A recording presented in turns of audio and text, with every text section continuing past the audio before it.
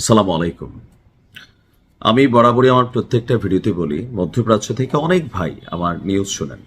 আপনাদের সাথে আমার কোনো রকম খারাপ সম্পর্ক নাই। তো যখন মাঝে মাঝে নিউজটা করি, দেখেন কাতার বলেন, সৌদি আরব বলেন, প্রত্যেকটা আরব রাষ্ট্র যারাই আছে তাদের ব্যাপারে আমার পার্সোনালি কোনো রকম শত্রুতা দুশ্মনী নাই। যেহেতু মধ্যপ্রাচ্যের এই দেশগুলোতে আপনারা বসবাস করেন, এই জন্য ভালোবাসা, এই দেশগুলোকে সম্মান করি।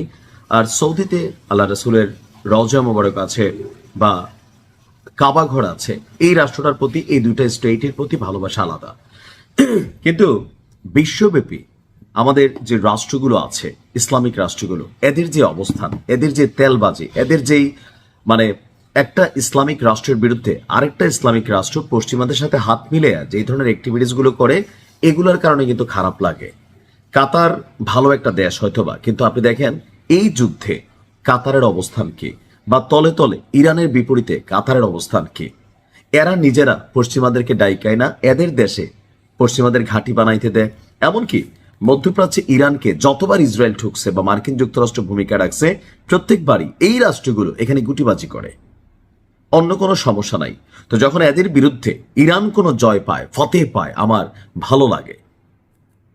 কাতারকে এমন ভাবে সাইজ করছে ইরান, 5 বছর লাগবে শুধু একটা ধাক্কা নিতে। কয় বছর? 5 বছর। তবে এইটার একটা ইফেক্ট বিশ্বব্যাপী হয়তোবা পড়তে পারে। ইরান এবং ইসরায়েল এবং আমেরিকার এই সাম্প্রতিক যুদ্ধগুলোর মধ্যে মার্কিন যুক্তরাষ্ট্রের ঘাঁটিগুলোকে টার্গেট করে ইরান যখন পাল্টা অভিযান চালিয়েছে, এর মধ্যে কাতার খুব ভালোভাবেই ক্ষতিগ্রস্ত হয়েছে। দুবাইয়ের অবস্থা তো আরো কাহিল, তবে কাতার এতটা হয় নাই, কিন্তু বেশ কয়েকটি স্থাপনা জায়গা মতো পড়ছে। তো আমেরিকারে ঠকতে গিয়া কিছু কিছু জায়গায় ভুলে হয়তো 2-4টা ক্ষেপণাস্ত্র পড়ে গেছে। তো এর মধ্যে একটা হচ্ছে কাতারের তরলীকৃত প্রাকৃতিক গ্যাস অর্থাৎ এলএনজি উৎপাদনের যে কারখানা বা যেই এরিয়া, সেখানে একটা মিসাইল পড়ছিল ইরানের।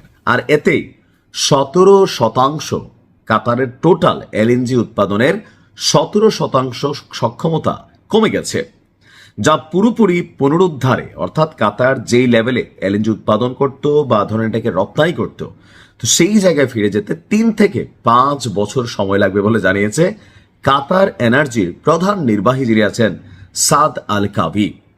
রয়টার্সকে দেওয়া এক সাক্ষাৎকারে ইরান কিন্তু সবারই ধুচাইছে, তো কেউ স্বীকারোক্তি দেয় নাই। এখন আন্তর্জাতিক গণমাধ্যমগুলোর কাছে আস্তে আস্তে মুখ খোলা শুরু করছে। কাতার বলছে যে তাদের যেই স্থাপনাগুলো ক্ষতিগ্রস্ত হয়েছে, এর মধ্যে কোম্পানির বড় অংশের রপ্তানি সক্ষমতা কমিয়ে দিয়েছে। এমনকি তিনি এই ধরনের অভিযানে বিস্ময় প্রকাশ করে বলেন, আমি কখনো কল্পনাও করিনি যে রমজান মাসে একটি মুসলিম ভাতৃপ্রতিম দেশ কাতার এবং এই অঞ্চলের উপর ঝাঁপাই পড়বে। তো তোমরা কি করছো? মানে ইরানের উপর সবাই ঝাঁপাই পড়ছে, তো তোমরা কি করছো? তোমরা তোমাদের ভূমি থেকে মার্কিন যুক্তরাষ্ট্রকে সহযোগিতা করতেছে। এমনকি রিপোর্টগুলো বলতেছে কাতার, সৌদি আরব গোপনে বারবার ট্রাম্পকে বলতেছিল যে ভাই আসেন আসেন। সৌদির যুবরাজের আরেকটা নিউজ দিচ্ছি, পরের নিউজে বুঝবেন। দেখেন, আমি শিয়া বুঝি না, আমি সুন্নি বুঝি না, আমি এত কিছু বুঝি না, আমি শুধু এতটুকু বুঝি, ইরান একটা রাইজিং স্টার ছিল। পাকিস্তানের নিউজটা দেখছেন না? পরবর্তী টার্গেট কিন্তু পাকিস্তান। তো আপনারা যদি এইভাবে আলাদা আলাদা হাঁটেন, সাইজ করে ফেলবে। বলা হচ্ছে যে আল কাবির বক্তব্য, দুটি এলএনজি ট্রেনের কারণে কাতার এনার্জিকে ইতালি, বেলজিয়াম, দক্ষিণ কোরিয়া এবং চীনের সঙ্গে যে দীর্ঘমেয়াদী গ্যাস সরবরাহ চুক্তি ফোর্স মেজর ঘোষণা করা হতে পারে, যা দীর্ঘমেয়াদে বিঘ্ন সৃষ্টি করতে পারে। আর এখানে তাদের অনেক অর্থনৈতিক ক্ষতিগ্রস্ত হবে। অর্থাৎ ইরানের এক ধাক্কায় কাতার 5 বছর পিছাই গেছে। আমরা বলি না যে এগুলাকে উৎসাহিত করি না, কিন্তু যখন ইরানের বিপরীতে এই ভূমিগুলো ব্যবহৃত হয়, তো ইরান তো ভাই পাল্টা জবাব দিবেই। চুপ থাকবে? আপনি থাকবেন?